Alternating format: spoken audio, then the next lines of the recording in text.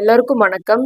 இப்போ வந்துட்டு ஒரு பயங்கரமான சம்பவம் வந்து நம்மளோட இந்தியால நடந்திருக்கு. எங்க அப்படின்னு பார்த்தீங்கன்னா, குஜராத்ல ஏர் இந்தியா பிளேன் வந்துட்டு வெடிச்சு சிதறியிருக்கு. எங்க அப்படின்னு பார்த்தீங்கன்னா, குஜராத்லேருந்து லண்டனுக்கு புறப்பட்டு சென்ற ஏர் இந்தியாவோட விமானம் வந்துட்டு, குஜராத்ல இருக்கக்கூடிய மேகானி நகர் அப்படின்ற ஒரு குடியிருப்பு பகுதிகளுக்குள்ள போய் இது வெடிச்சு சிதறியிருக்கு.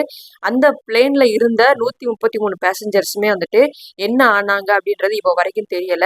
அண்ட் அந்த குடியிருப்பு பகுதியில போய் வெடிச்சதுனால அங்க இருக்கக்கூடிய மக்களுக்கும் வந்துட்டு உயிர் சேதம் ஏற்பட்டிருக்க வாய்ப்பு அதிகமா இருக்கு.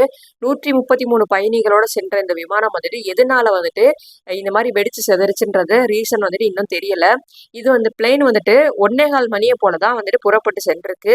லண்டன் நோக்கி போயிட்டு இருந்திருப்போ என்ன என்ன ரீசன்றது இன்ன வரைக்கும் தெரியல. இது வந்து மேற்படி விசாரணையில தான் வந்து தெரிய வரும் அப்படின்னு சொல்லியிருக்காங்க. 3000 அடி உயரத்துல பறந்துட்டு இருந்தப்போ வெடிச்சதா வந்து சொல்றாங்க. அது வந்து இப்போ வீடியோ வந்து ரிலீஸ் ஆயிருக்கு.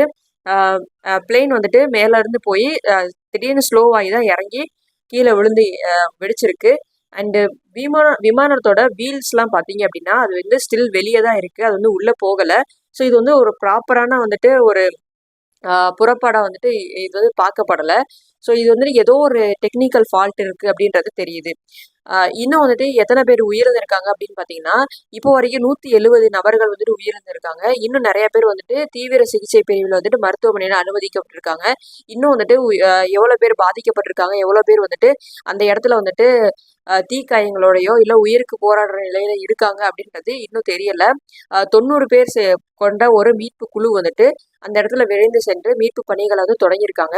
இன்னும் வந்துட்டு என்ன முழு விவரம் அப்படின்றது நமக்கு நாளைக்கு தான் தெரியும்னு நினைக்கிறேன். ஏன்னா மீட்பு பணிகள் இன்னும் தொடர்ந்துகிட்டே தான் இருக்கு. இது ஒரு பெரிய ஒரு மொத்தமாவே அந்த பிளான் அந்த பிளேன் மொத்தமாவே வந்துட்டு வெடிச்சு சிதறி இருக்கு. அது ஒரு சின்ன பீஸ் கூட கிடைக்கல. அந்த அளவுக்கு அந்த அந்த விமானம் வந்து மொத்தமாவே சிதறி இருக்கு.